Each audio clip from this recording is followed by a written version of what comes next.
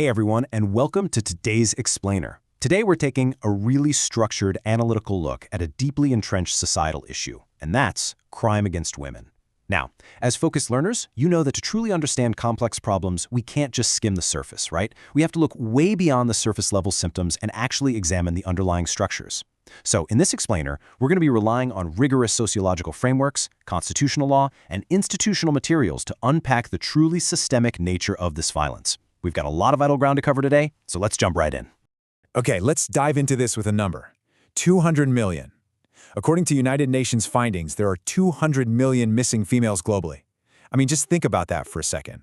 These are women and girls who should have been born, who should have grown up, but were literally eliminated through female feticide and infanticide. This staggering figure is really the absolute perfect place to start our analysis, because it proves, without a doubt, that gender-based violence isn't just about individual altercations. No, it's a profound structural crisis where discrimination literally begins in the womb. So to make sense of all this, here is our roadmap for the Explainer. It's kind of like an iceberg model. We'll start by descending into the hidden depths with the sociological roots of violence, followed by forms of gender violence, and unmasking the myths. Then we'll surface to examine the legal framework, emerging cyber threats, and finally, reforms and solutions. All right, let's get into part 1, sociological roots of violence. Beneath the surface. We've got to establish right off the bat that these crimes are not merely isolated individual bad acts. They are the visible symptoms of a much deeper underlying condition, patriarchy. And in sociological terms, this isn't just some buzzword you hear thrown around. It refers to the literal structural subordination of women. It's a system where resources, economic power, decision-making, and structural authority are overwhelmingly controlled by men. And when a society operates on that kind of severe power imbalance, well, violence is very often used as a tool to just maintain that unequal status quo. So, building on that idea, the NCERT frameworks point out 3 main sociological drivers for this violence. First, there's the power imbalances we just talked about. Second, socialization processes. From childhood, institutions like the family and the media are constantly reinforcing stereotyped gender roles, basically treating women as dependent entities. But that third point, that is perhaps the most fascinating one. Cultural contradictions. It's this bizarre duality in many societies where women are conceptually revered, maybe worshipped as symbols of culture or deities, yet practically subordinated and oppressed in everyday life. It's quite the paradox, right? Moving on to part 2, forms of gender violence, the grim realities. Now that we know what's hidden beneath the surface, let's take a look at the visible, grim realities women face. Crimes against women are legally categorized under general provisions and special and local laws. We have domestic violence and cruelty, which, by the way, isn't just physical. It spans psychological, sexual, and economic abuse. In fact, statistics repeatedly show domestic cruelty is the most prevalent reported gender crime out there, creating this immense, multi-level trauma for kids and extended families. We also see the commercialization of marriage through dowry harassment, which is essentially systemic extortion. Then there is sexual assault. And finally, marginalized and emerging crimes. This includes specific, horrifying atrocities targeting Dalit and tribal women, as well as cyberbullying. That brings us to Section 3, unmasking the myths, confronting victim blaming. To really effectively address these realities, we have to confront the societal narrative surrounding them. Actually, scratch that. They aren't just narratives. They are dangerous misconceptions that actively protect abusers and stigmatize victims. Like, a super persistent myth is that the majority of reported cases are false. But the reality? The legal system and society often systemically discredit women. Just reporting these crimes is incredibly difficult because of immense social stigma. Another deeply flawed argument is that rape is an act of uncontrollable lust or passion. Sociologically and legally, we know this is completely false. Rape is a calculated assertion of power, control, and domination. It's used as a tool to humiliate and punish, and that's a reality we even see weaponized during riots and conflicts. Next up is Section 4, the legal framework, safeguards and provisions. Recognizing all these grim realities, how exactly does the state respond? Let's cut through the dense legal jargon for a second and just look at the key protections designed to cast a net and punish these offenses. At the very top, we have constitutional rights, Articles 14, 15, and 21. These guarantee equality, non-discrimination, and the right to a dignified life.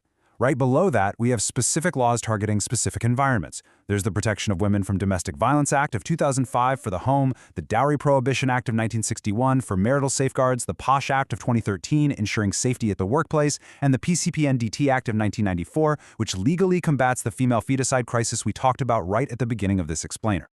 You know, what's really fascinating here is how the law is basically forced to evolve along with society.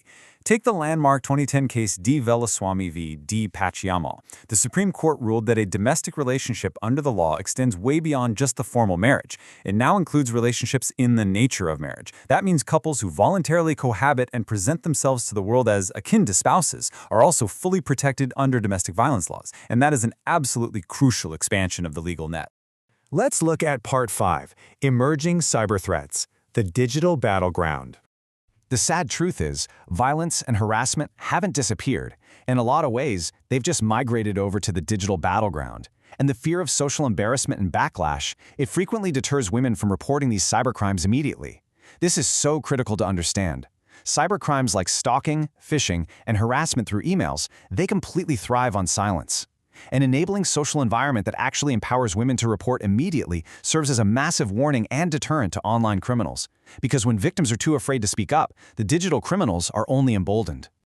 So, the Information Technology Act provides the legal teeth to actually fight this. Section 66D tackles phishing and online impersonation. 66E deals with voyeurism and severe privacy violations, and 66F covers cyber terrorism. Now, you might notice Section 66A, which dealt with sending offensive messages, is marked as struck down. The Supreme Court actually struck that one down in the famous Shreya Singhal case because its vague wording was deemed violative of Article 19, which is the constitutional right to freedom of speech. It really highlights the delicate, sometimes tricky balance the law has to strike between protection and fundamental rights. Finally, Section 6, Reforms and Solutions, a bottom-up approach. Okay, we've outlined the roots, the forms, the myths, and the laws. Now, let's pivot from the problem to actionable, strategic solutions and institutional reforms. To see what this looks like in practice, let's look at some state-level governance initiatives, specifically from Andhra Pradesh. They've deployed Shakti teams for proactive public monitoring and really rapid action. They also use specialized repeat offender trackers like sexual offender sheets to monitor chronic offenders and prevent recidivism. Plus, they align with central frameworks by operating Saki centers. These are basically one-stop support hubs providing a victim with medical, legal, and psychological help all under a single roof. This is huge because it limits the trauma of having to navigate a fragmented, confusing system. And this perfectly illustrates the wider, strategic solutions that we need. It's kind of like a three-step ladder. Step 1 is widespread gender sensitization across all our educational and government frameworks. Step 2 requires judicial and police efficiency, meaning faster forensics and fast-track courts. But Step 3, that's the ultimate key, socioeconomic empowerment. Supporting equal asset ownership and true economic independence for women is a bottom-up approach that physically breaks those structural dependency loops that keep women trapped in patriarchal violence in the first place. Which brings us to the end of our explainer and a really powerful realization drawn directly from our source texts. Law alone cannot ensure justice. Social reform is the way to social justice. We can draft the most comprehensive penal codes in the world, guys, but until the underlying culture shifts, the iceberg remains. So I'm going to leave you with this provocative thought to ponder. As a society, are we truly ready to undertake the difficult structural social reform required to achieve genuine social justice? Or are we just relying on the law to put a bandage on a much deeper wound? Think about it.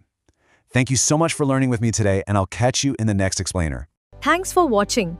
For daily APPSC Group 2 study material and updates, please subscribe to our channel and press the bell icon.